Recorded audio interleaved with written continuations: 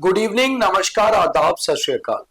आप सभी का स्वागत है बियॉन्ड द हेडलाइंस में, जहां बात होती है खबरों से हटकर और खबर की तह तक जाकर हम आपको समझाते हैं कि सारा मामला है क्या। तो सबसे पहले आज शाम तक की खास हेडलाइंस। कश्मीर में भारत माता की जय के जय घोष, तिरंगा रैली में दिखा कश्मीरियों का भी जोश। कश्मीर में 3 और आतंकी ढेर, 3 दिन में 6 का सफाया, तेज होगा आतंक के विरुद्ध ऑपरेशन। ऑपरेशन सिंदूर के बाद कश्मीर पहुंचे रक्षा मंत्री राजनाथ सिंह, जवानों का मनोबल बढ़ाया। सेना की कैंप में नजर आए मुख्यमंत्री उमर अब्दुल्ला, भारत माता की जय के नारे भी लगाए। जम्मू में टर्की के खिलाफ बजरंग दल का प्रदर्शन, बीजेपी ने भी निकाली तिरंगा रैली। जम्मू में स्कूल कॉलेज फिर खुले, मगर गर्मी का कहर जारी। आखिर कैसे बदला कश्मीर? कुछ तो होगा जो कश्मीरी लोगों के दिल में ये बात आई कि वाकई में हम भारतीय हैं और भारत हमारा है, हम हिंदुस्तानी हैं और पाकिस्तान हमारा दुश्मन है। आखिर ये बदलाव कैसे आया? काफी कुछ बदलाव तो दिल में होगा मगर बाहर नहीं आ रहा था। मगर 22 अप्रैल 2025 को जो हुआ उसने कहीं ना कहीं कश्मीर और कश्मीरियों को भी झकझोर के रख दिया। धर्म पूछ के चुन चुन के आतंकियों ने निर्दोष सैलानियों को मार दिया।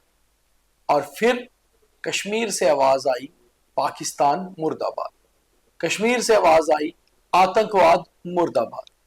आखिर वही आतंकवाद जो कश्मीर में करीबन 35 साल पहले पनपा था। और ऐसा नहीं कि कश्मीर के बाहर के लोगों को, कश्मीर के लोगों को भी इस आतंकवाद ने अपना निशाना बनाया।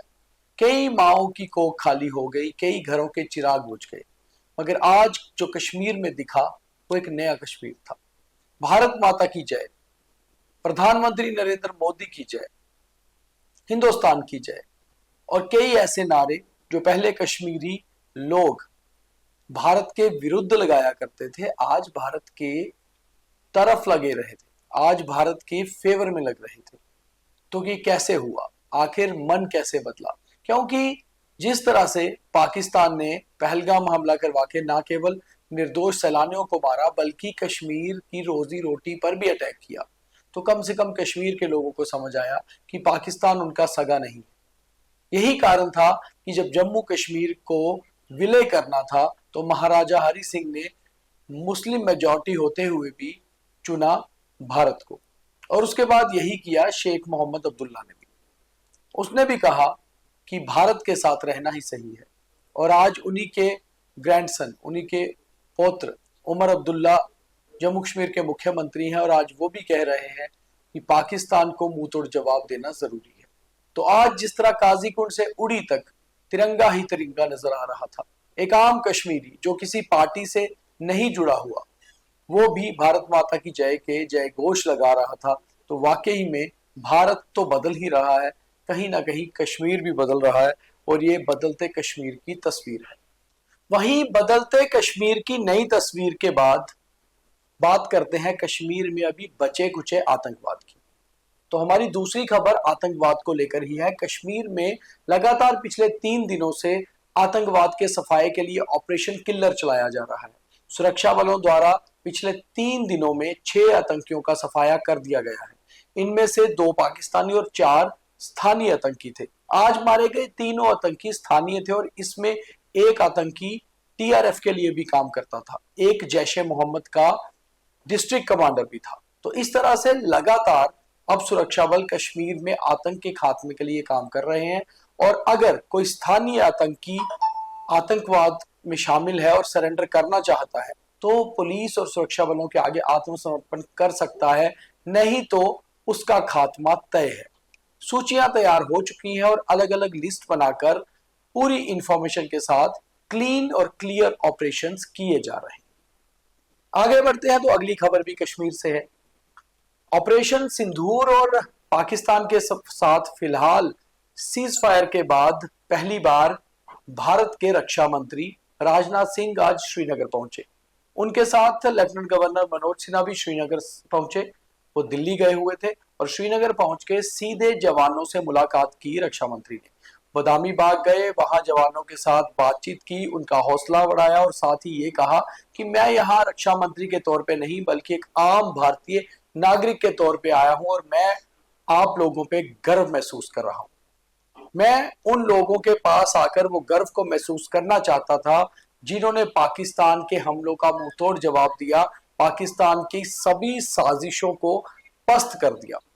उन्होंने कहा कि ऑपरेशन सिंदूर अभी खत्म नहीं हुआ और अगर पाकिस्तान कोई भी आतंकी गतिविधि को बढ़ाता है तो हम उसकी वही हाल करेंगे जो हमने 2 दिन के ट्रेलर में उसे दिखाया। जिस तरह से प्रधानमंत्री ने आदमपुर एयरबेस पहुंचकर एयरफोर्स के जवानों का हौसला अफजाई की थी, वैसे ही रक्षा मंत्री ने ऑलमोस्ट उसी टोन पर आज पाकिस्तान को कश्मीर की धरती से करारा जवाब दिया। उनके साथ उमर अब्दुल्ला जो मुख्यमंत्री हैं वो भी थे। अगली खबर भी इसी से जुड़ी हुई है। अगली खबर जुड़ी हुई है बदलते कश्मीर की बदलती तस्वीर और बदलती सियासत से। जब तक जम्मू कश्मीर एक स्टेट हुआ करती थी, यहाँ यूनिफाइड कमांड की अध्यक्षता यहीं के मुख्यमंत्री किया करते थे। फिर चाहे वो मुख्यमंत्री फारूक अब्दुल्ला रहे हों, मुफ्ती मोहम्मद सैयद, गुलाम नबी आजाद, महबूबा मुफ्ती या उमर अब्दुल्ला, हमेशा सेना की यूनिफाइड कमांड की अध्यक्षता मुख्यमंत्री ही करते थे। मगर उस समय भी कभी ऐसा नहीं हुआ कि सेना की कैप पहने कोई मुख्यमंत्री नजर आया हो या फिर भारत माता की जय के नारे लगाते हो। मगर आज ऐसा हुआ। बदामी बाग में उमर अब्दुल्ला भी सेना की कैप पहने नजर आए और साथ ही साथ भारत माता की जय जब जवानों ने किया तो उमर अब्दुल्ला ने भी हाथ उठा के भारत माता की जय की। तो ये बदलते कश्मीर की जो तस्वीर है उसमें आम नागरिक हो या राजनेता, कहीं ना कहीं कश्मीर भारत के साथ खड़ा हो रहा है, ये तो हमें मानना होगा और इसको मानते हुए भारत को भी कश्मीर को गले लगाना होगा। ये एक नई तस्वीर है जो भारत के लिए, देश के लिए बहुत ही अच्छी है। आगे बढ़ते हैं तो कश्मीर में ही नहीं, जम्मू में भी लगातार तिरंगा रैलियां निकल रही हैं। बीजेपी ने आज करीबन 5:30 बजे शाम को इंदिरा चौक से एग्जीबिशन ग्राउंड तक एक तिरंगा रैली निकाली और भारत की ऑपरेशन सिंदूर में जो विजय हुई उसकी तारीफ की, भारतीय सेना की भी तारीफ की और साथ ही साथ बजरंग दल ने आज टर्की के अगेंस्ट एक प्रदर्शन किया। आखिर होना भी चाहिए। जिन्होंने पाकिस्तान का समर्थन किया है उन देशों को हमें टोटल बायकॉट करना चाहिए। तो आपसे भी ये गुजारिश है कि टर्की के सेब भी ना खाएं और इस्तांबुल घूमने भी ना जाएं, क्योंकि इन लोगों को सबक सिखाने का यही तरीका है। और भारत बहुत बड़ा मुल्क है, जिनके साथ हम रिश्ते खराब करते हैं वो अक्सर टूट जाते हैं। आखिरी खबर जम्मू के स्कूल्स की। आज जम्मू में छात्र छात्राएं स्कूल पहुंचे। बहुत दिन बाद स्कूल जाने पर बच्चों को बहुत खुशी तो महसूस हुई, मगर बाहर की गर्मी भी महसूस हुई। आज गर्मी काफी ज्यादा थी, 40 से ऊपर पारा जा रहा था, लू के थपेड़े थे। ऐसे में स्कूल कॉलेज खुलने के बाद बच्चों ने गर्मी को महसूस किया, मगर गर्मी को लेकर सरकारी एडवाइजरी भी है, उसका पालन करना भी जरूरी है और आने वाले दिनों में शायद ये गर्मी अभी और भी बढ़ सकती है। तो आज के बीटीएच में इतना ही। अब देखिए थॉट ऑफ द डे। और अब आज का ज्ञान, थॉट ऑफ द डे। कई बार हमें देश के लिए एकजुट होने के लिए अपने शौक छोड़ने भी पड़ते हैं। यानी कि देशभक्ति का सबूत यही है कि हम एकजुट हो जाएं और बहुत कुछ जो हम अपनी एंटरटेनमेंट के लिए करना चाहते हैं वो ना करें। आप लोग तो समझ गए होंगे कि मेरा कहना है कि इस बार छुट्टियों में बाकू और इस्तांबुल नहीं बल्कि रशिया की ओर जाइए। तो आज के बियॉन्ड द हेडलाइंस में इतना ही।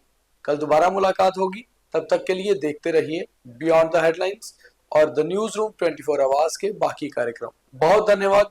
जय हिंद।